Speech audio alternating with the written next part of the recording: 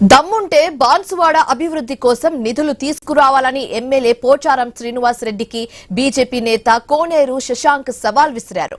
BRS హయాంలోనే Siddapur project నిర్మాణం జరిగిందని తెలిపారు. నాడు పోచారం స్పీకర్ గా ఉన్నానని గుర్తు చేశారు.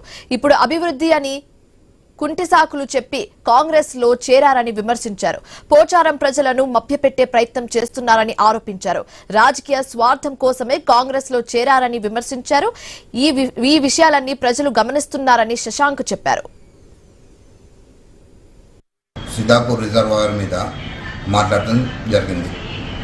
ప్రభుత్వం ఉందా, పనిచేస్తుందా, పనిచేయకొచ్చిందా, నేను ఉత్తమ్ కుమార్ రెడ్డి లేఖ రాసినాను, సీఎంతో మరబెట్టుకున్నాను, ఇవన్నీ చెప్పిండ్రు. పోచారం గారు కుంటి సాకులు ఎందుకు చెప్తున్నారు సార్? మీరే బీఆర్ఎస్ ప్రభుత్వంలో శంకుస్థాపన చేసినారు. బీఆర్ఎస్లో గెలిచి మళ్ళా కాంగ్రెస్కి వెళ్ళి ఇవాళ నిధుల కోసం వెళ్ళినామని చెప్పి ప్రజలకు చెప్పినారు.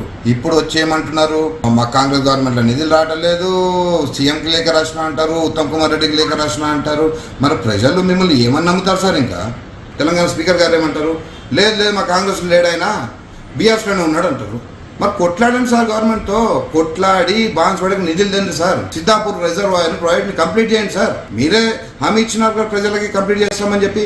మరి సాకులు ఎందుకు చెప్తున్నారు సార్? వాళ్ళు చేయట్లేదు, ఈ చేయట్లేదు అంటే షో బిల్డప్పా ప్రజల ముందు? ఏంది సార్ ఇదంతా?